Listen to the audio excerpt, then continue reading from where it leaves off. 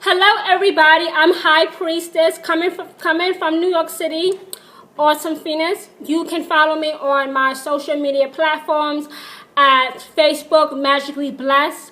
Find me on Instagram at Autumn_Phoenix1. Find me on Twitter at Priestess Autumn. Find me on YouTube at Autumn Phoenix, and find me here on Periscope at Autumn Phoenix. Today is Valentine's Day, and I thought that this broadcast about the Bell Witch was appropriate. Now, you may have read stories about her. You may have seen the Blair Witch Project. You may even be in Tennessee, where it happened. The Bell Witch is one of the most famous witches in world history. The Bell Witch is the only witch on record that is documented, that is still taught in schools, not just in Tennessee, but all over America, about killing another person. The Bell Witch is the only documented witch to have killed another person. The story about the Bell Witch, I'm going to tell you first, but I've always been told about it, and what I truly believe is the truth, goes like this.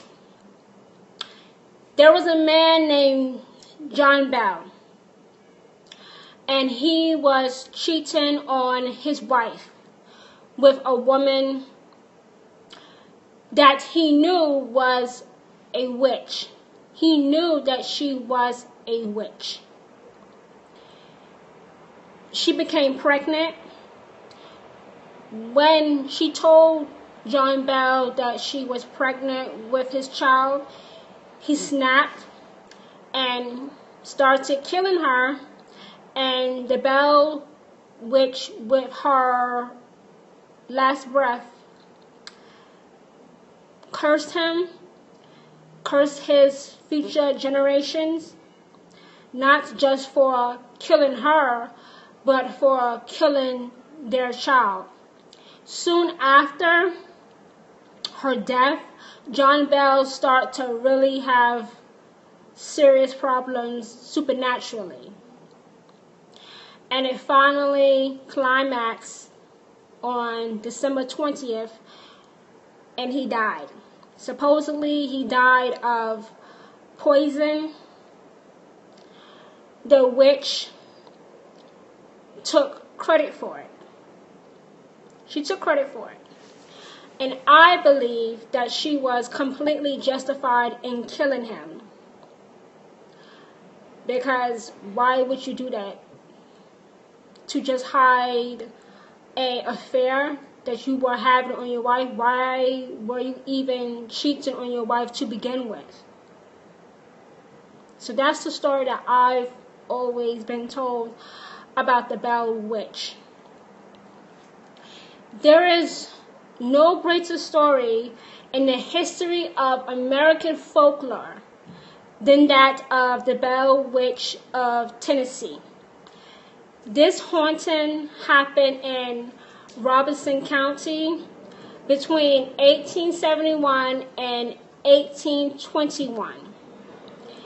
The haunting involved strange creatures that looked like they may have came from hell, disembodied voices, extreme violence, and the death, ultimately, of John Bell, all at the hands of a witch. The family was terrified with knocking and scratching sounds. Family members were kicked, scratched, and even their hair was pulled out with such force that there was blood, a clump of blood, at the end of those hair roots. This spirit identified itself as the witch Kate Batts. K-A-T-E-B-A-T-T-S. Kate Batts. This was a neighbor of John Bell with whom John had a bad business with her over some slaves. John Bell became the victim of an illness that has never really been identified. That illness got worse, and Katie took responsibility for while John was on his sickbed. She took responsibility for it. Kate bothered him constantly so that he would not get rest to recover from whatever was making him sick as a dog. The family was terrified, but they kept that in the family. They did not talk about it so much. When things became too much, when things really started to pop off, when the shit was really starting to hit the fan, John confided in a neighbor of his about what was going on in the house. It was not too long after that people were coming from miles around from all different type of counties to hear and to bear witness to this unseen force that was terrorizing the Bell home. Before long, this force had gained quite enough strength that it now had a voice. It was now speaking. It seemed that Kate had two reasons for terrorizing her family. It seemed like she may have just had two reasons to keep gunning for that family. The main one was to obviously kill John Bell.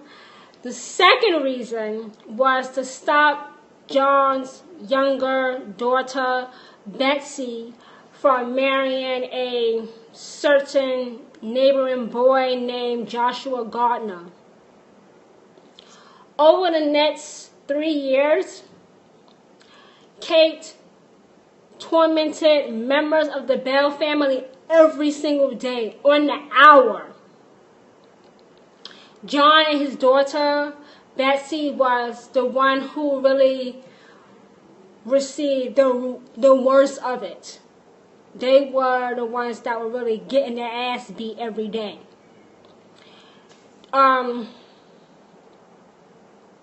Betsy had her hair pulled. She was pinched. She was scratched. She had pins stuck into her, and she was beaten. The girl got her ass whooped. John Bell had suffered from a swelled throat. It may have been mumps that he had. When you have the mumps, your throat does swell. So maybe he just had the mumps. Maybe it really wasn't witchcraft. Maybe he was just unhealthy and contracted the mumps. And he also had the feeling of pins being stuck sideways in his throat. Kate would blast him with curses. As time went on, John Bell became weaker and weaker. She was really doing a number on him. Kate's voice has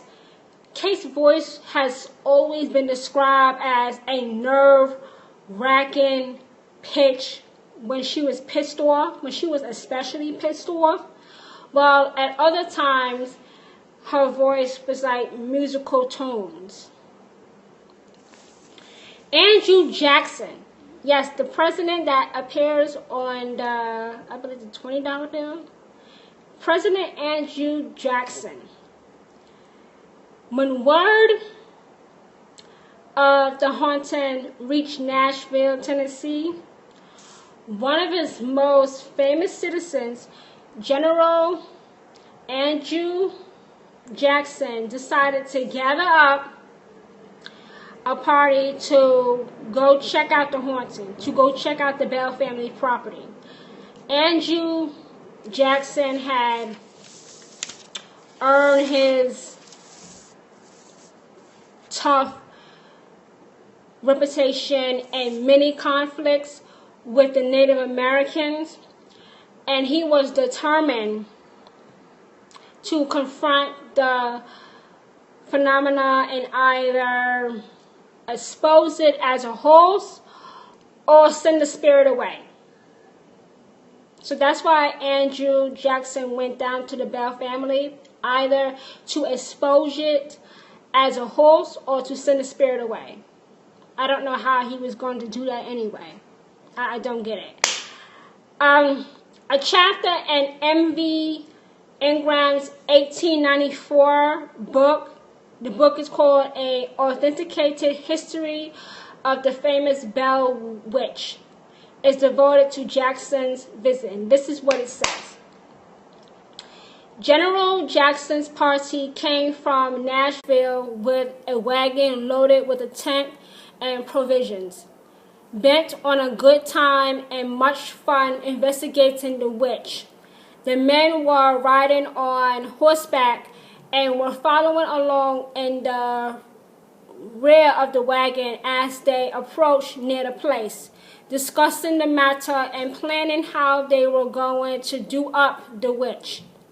Just then, traveling over a smooth, level piece of road, the wagon stopped and got stuck.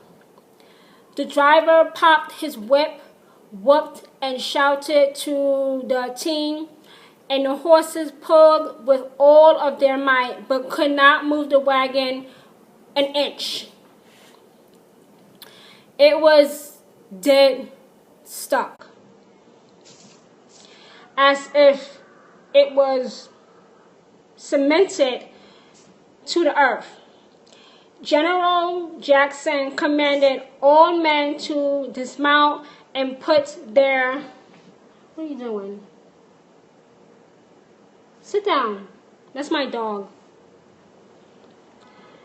General Jackson commanded all men to dismount and put their shoulders to the wheels and give the wagon a push, but all in vain.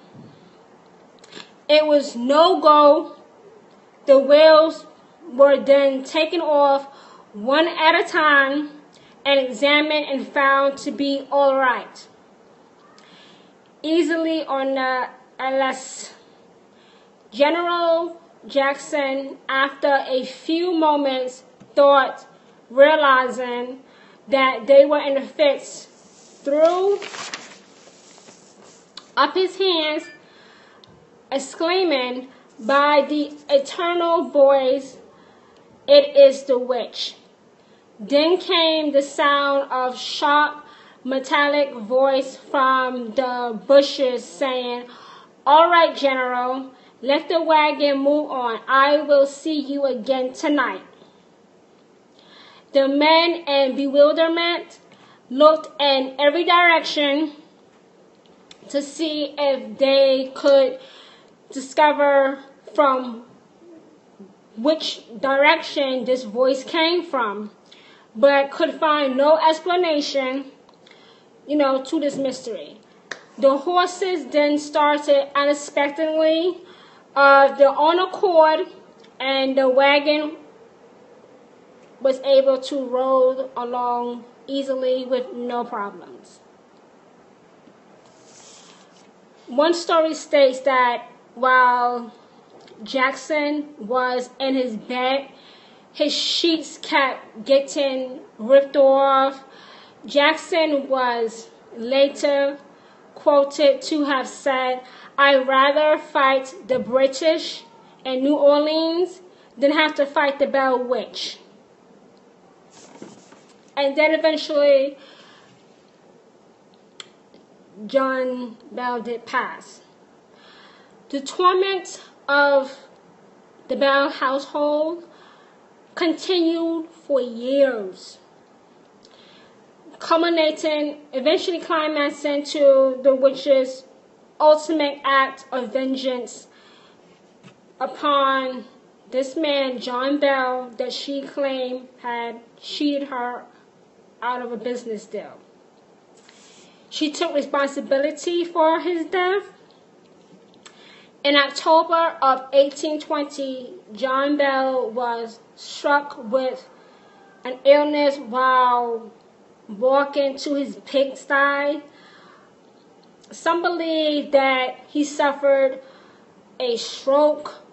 Since thereafter, he had problems speaking and swallowing, in and out of bed for several weeks. I mean, he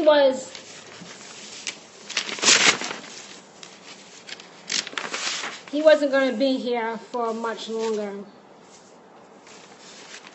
Oh, hold on.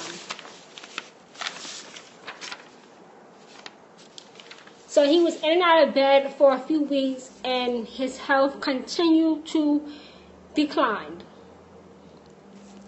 The Tennessee State University in Nashville, Tennessee tells this part of the story. I'm going to read it to you. On the morning of December 19th, he fell to awake at his regular time. When the family noticed he was sleeping unnaturally, they attempted to wake him up. They discovered Bell was in a stupor and couldn't be completely awakened. John Jr. went to the medicine cupboard to get his father's medicine, and he took notice that it was gone with a strange valve in its place.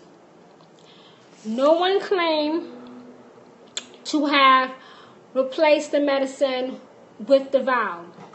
A valve in the medicine cabinet and given Bill a dose of it while he was sleeping. Contents of the valve were tested on a cat and discovered to be poisonous. John Bell died on December 20th. Kate was quiet until after the funeral. After the grave was filled, the witch began singing loudly. This continued with all friends and families left the gravesite. The Bell witch left the Bell family in the year of 1821, saying that she would return in 7 years' time. She did make good on her promise. And appeared at the home of John Bell Jr. When it said she left him with prophecies of future events, including the Civil War and World War I and World War II. The witch said that she would reappear 107 years later in 1935. But if she did appear in 1935, no one in Tennessee has come forward as a witness to it. Maybe they just didn't want to have any more bad press on that family anymore. The Bell Witch has been the subject of books, analysis, documentaries, and movies. This witch is just as famous in 2019 as she was in the year of 1819. So that is my broadcast tonight about the Bell Witch. Let me tell you again where you can find me on social media. Find me on Facebook at Magically Blessed. Find me on Instagram at Autumn_Phoenix1. Find me on Twitter at Priestess Autumn. Find me on YouTube at Autumn Phoenix. Find me on Periscope at Autumn Phoenix. Thank you all for joining me on this broadcast, and I will be speaking to you guys shortly. Bye, everybody.